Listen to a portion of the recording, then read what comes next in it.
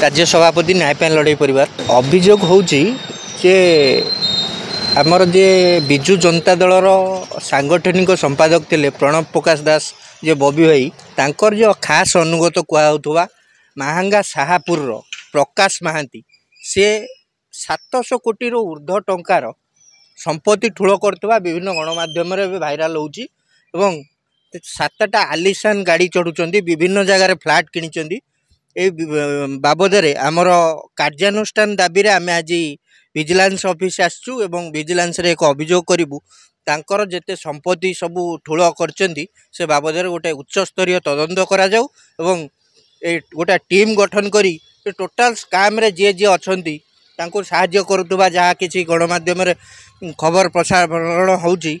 जे प्रणव बलवंत राय पूर्वतन धर्मशाला विधायक एवं दिव्यशंकर मिश्र जे जूनागढ़ विधायक एवं ब्रह्मकेश राय जे कि भद्रक जिलार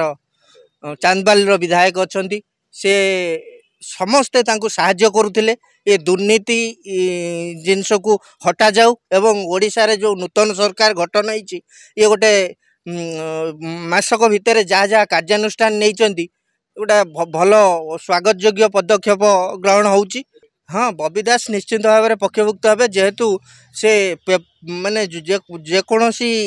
ये खबर प्रसारण हो 1500 कोटी टंकार ऊर्ध्व संपत्ति माने लुट करिसेंती एवं आधे बबी दास नुह तांकर आउ जने खास अनुगत सुब्रत छाटोई अच्छा ए समस्त को पक्षभुक्त करी तदंत करी जेते जेते विधायक मंत्री माने सामिल थिले समस्त को तदंत परिसरभुक्त करा जाऊ एवं ये संपत्तिर सब बाज्याप्ति करी सरकार पांठी को